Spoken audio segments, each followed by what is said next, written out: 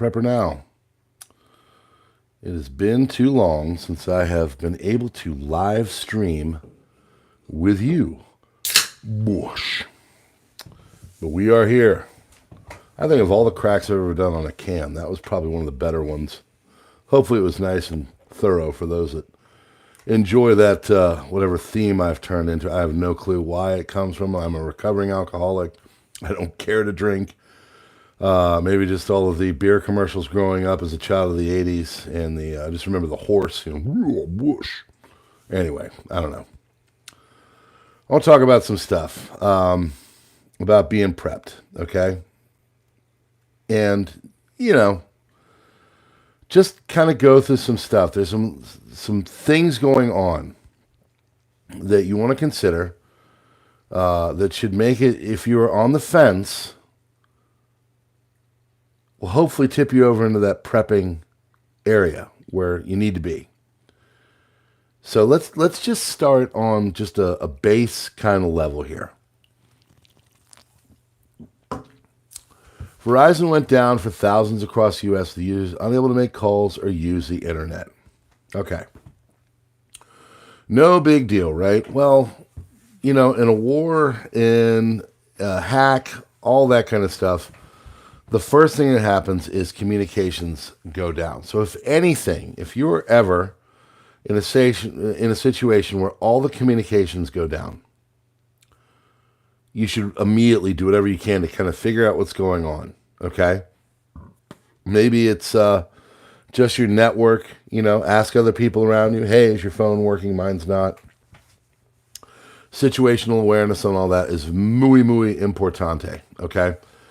So if there is something going on, you need to find it out. But this is a big one. So think about this. What could this mean? You're not able to communicate, a lot of problems can happen. If there's a cyber attack of some sort, you can't contact loved ones. If you got, banking on your phone and all that. All kinds of problems. So this is in New York City and D.C. and Phoenix. Highest concentration of reported issues. This is major, okay? And it's not like this isn't the first time. This has happened to AT&T. This has happened to numerous. There's been the Bank of America thing that happened the other day. Do you think all of these things are random? Seriously. Because they're not. They're not random. So second Verizon outage in less than 2 weeks. Last one was the 30th. 69% of users cited problems. Mobile phones, 21%. Reported with 5G home internet. 2% said they had no signal. Basically what I'm getting at, folks, is we're in a fifth generation war going on. If you haven't been over to the crisis report, strongly suggest you go over there. Basically what I do is I get all the readouts of all the things going on from all over the net, all different sides. I'm not pro, and the only thing I am is anti-war. That's it. I don't like war. So I cover from everywhere. I want people to know what's going on. If you're watching over there, this whole thing is fifth gen. We are seeing things that are attacked. The battlefield is no longer a bunch of dudes on a European, burnt out field with troughs and trenches and everything else. So, it's important to know that all of this could really be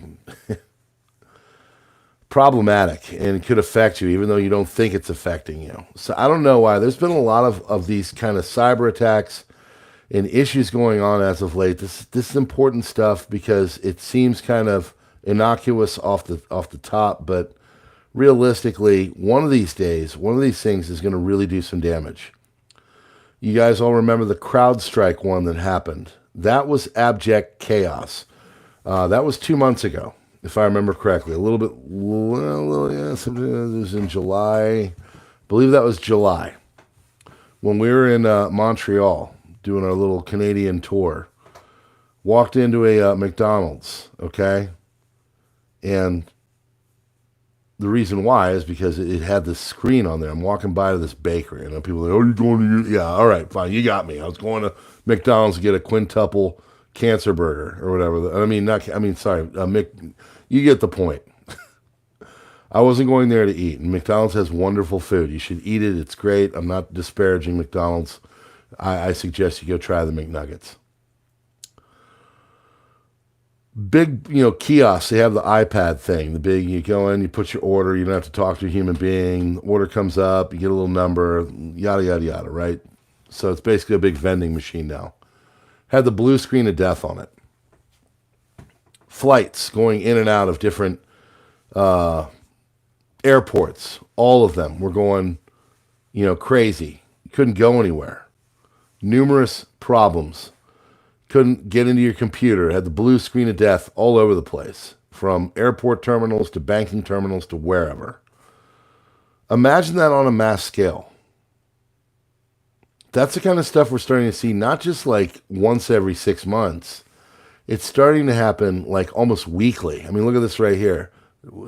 Second one in 2 weeks. A major event like this is gonna start. One of these days we're all gonna wake up, and this is gonna be happening. So I'm gonna take it on over here, and I want to look at this one. Cybersecurity incident hits America's largest regulated water and wastewater utility firm. This is why you prep water, not just because you're worried about, not being able to access it, or maybe like a hurricane or whatever. You want water because cybersecurity attacks, all that kind of stuff. We're on well water, and very happily so. But even we have, rain catchment systems and all kinds of other stuff to make it so, we can handle our water and not be reliant on the system. Basically, our prepping of this house now is just going slowly from being reliant on the system to not being reliant on the system. Because personally, I think the system is going to crap the bed for whatever reason. You can insert a million reasons how that's going to happen. I just don't trust the system. I don't think it's going to be there. And I want to be able to handle things without it, right? Well, they discovered a cybersecurity breach on a computer network, SEC's website says. New Jersey-based American Water Works wrote filing. They learned of an unauthorized activity within its computer systems and networks, which the company determined to be the result of a cybersecurity incident. So they look at all this thing, they go in, they try to bring in experts, third-party people, try to figure it out, and do mitigation activities, as they call it, to find the scope and the range of the incident, okay? So this gives you an idea. Judging by the screen, and it doesn't have us on there. I'm in Maryland, so we thankfully were not included in this one. But if you're in Pennsylvania, New Jersey, Missouri, Illinois, Indiana, California, West Virginia, and other places, you had some problems going on with this whole thing. Company took care of it, taking steps to protect systems, the usual corporate speak for, trying to make it seem like everything is just fine and hunky-dory, disconnecting, deactivating certain types of systems and stuff. They say none of the wet water or wastewater facilities or operations have been negatively impacted by this event. But what happens when that event happens? And I'm not saying it's going to happen to them, but what happens if one of our infrastructure facilities goes through a cyber event and it does something very harmful to people, whatever that may be? We're all watching what's going on in North Carolina right now and other parts of the region. It's not just North Carolina. It's parts of Tennessee. It's parts of Georgia, parts of South Carolina, parts of Virginia. We're all watching what goes on when you don't have your ability to turn the lights on and stuff. I went through a long emergency in Sandy when I was in New York. It emboldened why I was a prepper. I grew up in the South, and I've always been kind of a hurricane prepper. Really got it going with Sandy. We lived down in South Carolina for a while. We were definite, hurricane preppers. And then all this craziness started to happen. We kind of upped our game and went from hurricane prepper to full-on prepper. And now basically our entire little farmette homestead, you want to say, that we live on here is all being turned into something that we can kind of sustain and, as I said earlier, get off of the system, or at least be able to sustain without the system for a long enough time. So this thing provides wastewater services for 14 million people.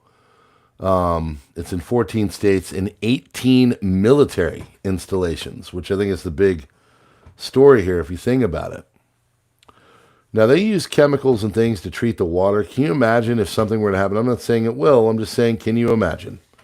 If something were to happen where the water of all this were to be affected, and you can use your imagination of what that would look like, and it really started to harm people. Imagine that. Where would you get your water? Where are you going to get your ability to cook stuff? So this is a major thing. I think it's, kind of getting glossed over. There's so much crazy in the world right now that this stuff comes out and people are just like, oh, yeah, whatever, another cyber attack, another this or that. It becomes mundane. It becomes blasé. But I think it's more than that. And I think it's going to one day bite us all in the butt. So National Security Agency says the investigation has been underway. A recent cyber incident involving Chinese hackers. Chinese hackers just went in and took a bunch of records for the telecom and website ISPs, the providers, and supposedly got a bunch of information about whatchamacallit? Basically spycraft. They got a bunch of information about spycraft and things basically affiliated with that. What do you think that could do for them? That's pretty important information. So they go in, they get the ISPs, and they figure out a lot of stuff, how they're spying on us and spycraft itself. And I mean, AT&T, Verizon, and Lumen Technologies are all huge companies with millions of users. And a lot of it's owned, as it says here, by private sector people, and it's ripe for not just ransomware attacks, but just attacks in general. So, what goes on with all this? So there's people need to be prepped. You need to have things ready in case there is a cyber attack. You need to have alternative forms of communication, like a NOAA weather radio. You need to have, maybe it's a mesh system. Maybe, you need to do there's so much to do. There's never an end to prepping. My biggest fear in prepping is not having communications. I'm going to be honest with you, not knowing what's going on and losing control. That's why I'm so into the crisis report. That's why I'm so into coming here and broadcasting. I really worry that the information will stop flowing. Nobody will know what's going on. And honestly, that's why they say information is the first casualty of war. Really, if you think about it, good information is a lifesaver. So, not good. All right, let's go up here. Let's go to the old Milton. That's, they have a saying, he who panics first panics best. Milton's going to be nasty. I think what people need to understand is not just like, what is this going to affect with people down in the South? And of course, the people down in the South have all been Navy MQM. Thank you so much. I appreciate you. People down in the South are not just... Sorry, I lost my thought, Navy. You're a new person here, I think. Have I ever seen you before? I hope you're here. Anyway. All this is going to affect not just like the people down there. where I'm going with all this is the effects on crude oil and our payment of gas. So you see all these people over here trying to run away, right? And you don't want to be the people on the right. So if you're gonna get out of a hurricane situation, you need to leave pretty much immediately. So as soon as it's like, hey, this is coming, and you have a pretty darn good reason, like I said, he who panics first panics best. Think of all the oil installations. Think of all the shipping, the logistics. Last week you had the ILA, the longshoremen. All of this is coming together. Things have never been more expensive. I think we can all agree with that. And all of this, you tack it on to what's going on in the Middle East. I mean, not only do we have to worry about like cyber attacks and everything else, but you've got natural disasters, and this is going to affect our crude oil. It went up by it's above $80 again. This is going to affect it. It's going to affect insurance. Like, what happens if this thing is like a mega cane? Okay, as I'm jokingly calling it, and it makes like insurance companies go under. What is that going to do to our financial situation? We're already in a precarious spot. We had a long conversation. I play music, and we play with a couple guys, and we were talking about all the stuff going on.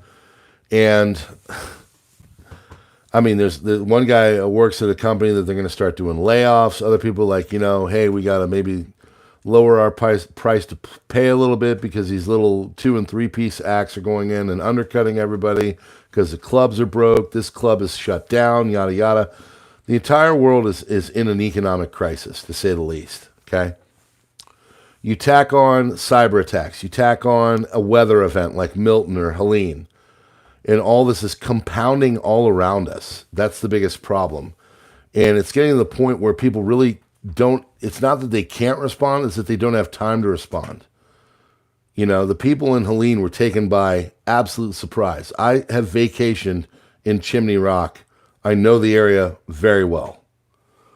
I can actually, when I was watching the disaster videos, I'm like, oh my gosh, we went and had ice cream there. We did this there. We did this there, right?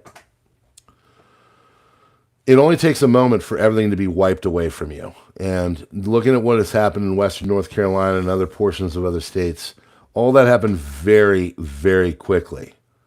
Imagine looking out and you see this cascade of water coming at you and you got nowhere to go. That's what happened to a lot of people.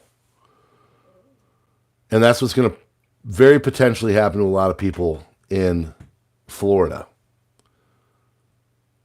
So first and foremost, I think you should have a little bit of gas on hand, whatever that may look like for you. Do it safely, do it appropriately, do it within the means of the law, all that kind of stuff.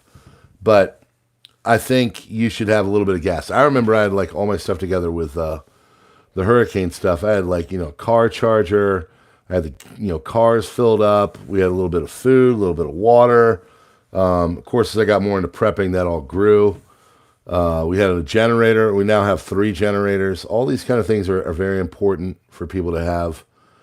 Because I think now what's going on is there are multiple things that are just escalating everything around here, whether it's from a war type sense or just nature or whatever. Seeing the videos of people trying to escape this was pretty intense, to say the least. So don't be caught with your pants down, I guess, is the main thing. But where I think all this is going to go, folks, is this this hurricane is tamping on with a possible strike with Israel and Iran. And then, of course, all the petroleum and going up in flames in Russia. What do we got there? Largest crude transshipment hub in Crimea on fire after a drone attack. These things are happening every single day. So here's another thing that's adding pressure to oil. I read a thing saying it's going to go to $200 a barrel if the right set of circumstances happens. Now, what are those circumstances? Hurricane Milton is a nasty mofo. Same time, there is a attack on Iran from Israel. Same thing, there are attacks like this one going on in the SMO in Eastern Europe. All this comes together in what we affectionately call here on PrepperNow a confluence of suck. Okay? Imagine all this coming together, and then you wake up and all of a sudden oil is at $150 and rising per barrel. And they're changing all of the gas stations. And they're going from $3.25 to $5.75 in your local area with no sign of abating. Nothing going and stopping it. Nothing saying, this is going to alleviate. A regional war breaks out after, Israel strikes Iran.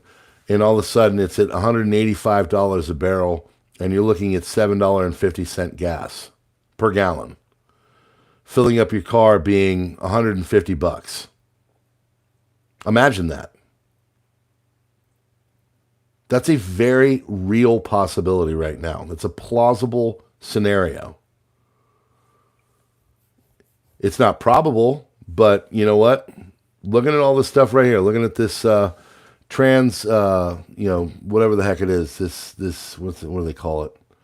Transshipment hub, okay? Think of what the hurricanes are doing. Think about, a cyber attack on some kind of an oil facility because we're, basically in a proxy war with Iran. Think about what a major strike from Israel does and us helping and aiding and abetting them in that endeavor. What does that do? All of this is coming together. Meanwhile, the economy is literally on its knees right now. I see signs all over the place. Let alone just talking about things like the I word of the inflation. I'm talking about all kinds of problems going on. There are people being laid off, the jobs, they just came out with this jobs report and like, oh, it's great. It's all government jobs. It's all people taking a second and third job. My side hustles, I can't get a third side hustle or a fourth side hustle. I have 3 side hustles now. I play music, I do YouTube, and I coach. So, like, we're tapped out. There's nothing more we can do for side hustles. And honestly, it's because everything is so expensive. Wife and I had a big conversation because we're, paying for stuff and we're just, life. And we're trying to put our kids through a school so they can, learn about God. We put them in a religious school, right? It's not cheap. It costs money. Everything is compounding all around us. What do you think is going to happen to everyday people if all of these different things come together and you see our oil go up to something like $125, $150, $200 a barrel? People having a week's worth of gas cost them $150. Now, I got to be honest with you. I kind of saw a lot of this going on a couple years ago when Russia started toying around with Ukraine. And I took my truck at the time. And I didn't want to do this, but I had an idea of what was to come. And I traded it in for a hybrid. That's why I can't call it truck talk on this. I wish it was truck talk. It's not. It's it's hybrid. I don't know. Maybe y'all can name it. Maybe we'll call it the hybrid hammering, or I don't know. You get the point. I see this all on the horizon. I saw this coming. I'm worried. I'm worried that all this is going to come together and something's going to kick America right square in the nutsack, and all this is going to become incredibly tough for people to handle. And you're going to see a big, huge economic crap storm happen. It'll be caused by war and natural disaster and anything else you can put in, cyber attacks, whatever. And the biggest problem, like today, it came out that Nigeria is going to be settling and tendering all of their contracts for oil not in the dollar. I go over the crisis report and I talk about a lot of stuff going on with the war and everything else. And oftentimes I'll sit there and be like, you know what, this isn't the big problem. Don't be worried about, foreign jets coming over the country. Is it possible? Yeah. Is it sometime going to happen? Possibly. I don't know. What I can tell you this, though, we are heading into economic disaster. That will affect all of us. A major kick to the nuts, that's going to affect us economically. People sitting there doing multiple side hustles. Like we could adjust things at my house and roll with it if we had to. We don't want to, but we could adjust things. And a lot of people can't do that. A lot of people can't adjust things. A lot of people, they're doing the best they can. They're working their multiple jobs to make the, unemployment numbers look great when realistically they're not. People can't keep up anymore. It's getting really tough. My wife and I do pretty okay, and we're all right, but a couple of bad moves or a couple of stupid things, and it's not going too well. And this is happening to a lot of people. A lot of people are having to choose right now between homes and food and, maybe trying to, you can't find affordable housing out there. Mother-in-law is trying to sell her house. She can't do it. It's been on the market for months. So if there is a major war in the Middle East, there's a major hurricane that kicks everything in the nuts, there's major cyber attacks that goes on, all this, what's going to affect us, is going to be hit economically. All of it's going to mean more, higher prices. It means our bread's going to go up to $5, $6 a loaf. I mean, I can't even imagine. I can't even tell you where, you see loaves of bread now. They've literally doubled. I'm old enough to remember the 75-cent, 99-cent loaves of bread, 50-cent loaves of white bread. They're $1.52 now. Eggs at our local Aldi are $3.25. Rona started, there were 79 cents. So what happens if there is a major attack? What happens if all this petrol and everything else goes up to $120, $150, $200 a barrel? You're going to see major economic shockwaves. You're going to see people really struggling. You're going to see layoffs happen, businesses closing down, places that are restaurants not able to handle it, mostly mom and pop shops, delivery services having problems. I mean, I was thinking about scenarios. They could even do things like if it got bad enough where like the kids had to stay home because parents can't afford to drive their kids to school. Or these really broke school districts can't bus people because the gas is too much. These are the kind of things that I think are really the worry. We look at it and we hear all these fantastic things of, major wars and all that. I think what's really the worry and what people should be focused on is a shock, like an oil shock. We saw it in the 1970s. I was not around. I heard about it from my dad. The oil crisis of the early 1970s, where people are going up and showing up and having to, hoping to God that their license plate was the right one for the day. You couldn't fuel up on certain days unless you had a certain configuration of your license plate. Those days aren't too far gone from us, folks. They're very possible. And I'm hoping that people are taking this seriously. I hope people are understanding just how precarious everything is.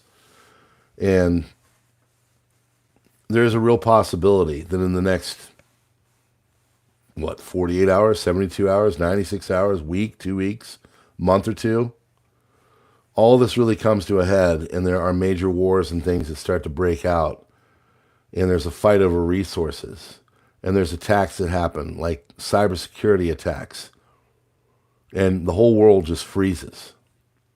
And you can't go anywhere even if you want to because, you can't afford $7.50 a gallon gas. All this is real.